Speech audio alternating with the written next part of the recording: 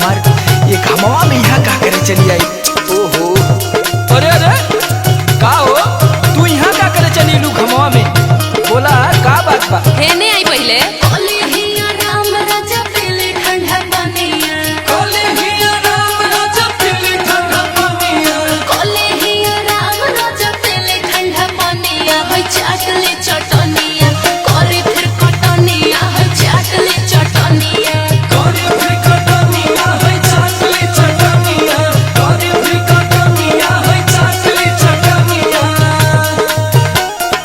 इतना काहे माने ली रे हमके आयल होती ना हमारा हमसे।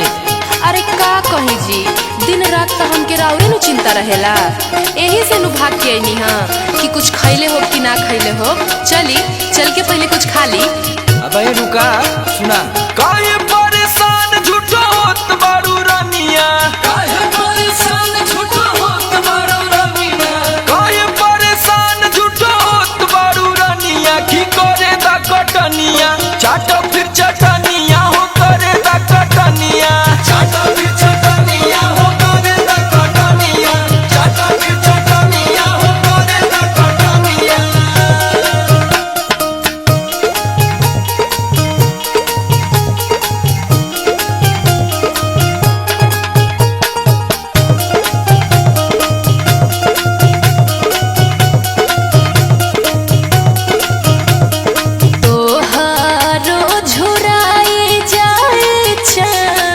जैसन रूपावा यार लागी जब धूपावा हो, आवो ना बोढ़ा दिहिया चरवा गे बलम ए राजा हो, आवो ना बोढ़ा दिहिया चरवा गे बलम।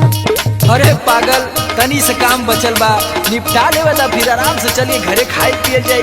आ तू हो के एकदम खाली परेशान के ले बारू, गमछी ओढ़ के बैठा आ सुना, धनी भागे पवले बारू मोरा दा किसानवा, अरे मोरा दा किसानवा हो, तोहरे में बसेला परनवा ये धनी हो, तोहरे में बसेला परनवा ये धनी, देरी जनी करा बनावा है गथनिया, देरी जनी करा बनावा है गथनिया, की करे दा कटनिया चाटो फिर चटनिया हो करे दा कटनिया, चाटो फिर चटनिया हो करे दा कटनिया, चाटो फिर चटनिया हो करे दा कटनिया।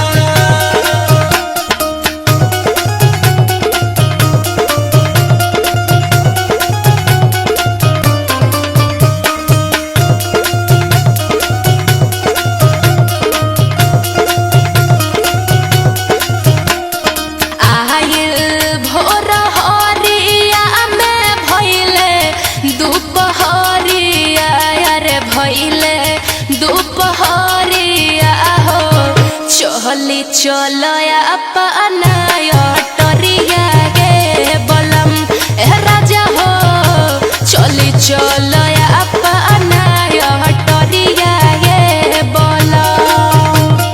ए जी चलिए, अब देह सही रही तो बहुत काम होई। अरे पगली ई माटी के शरीर माटिया के कामे आई ना। देखी अब जीत जान करी। रुका रुका, 2-4 दिन खाती बाड़ी बाटे धनी कमावा, अरे बाटे धनी कमावा हो, फिर से समर गौतम रही है संगवा ये धनी हो, फिर से समर गौतम रही है संगवा ये धनी, टेंशन बा भारी हो बनावल खरी हनिया, टेंशन बा भारी हो बनावल खरी हनिया, की करे दा कटनिया चाटो फिर चटनिया हो करे दा कटनिया, चाटो फिर चटनिया हो करे दा कटनिया, चाटो फिर चटनिया हो करे दा कटनिया। अब इतना प्यार से लेके आइल बाड़ू तो लियावा 2 रोटी चाप दई।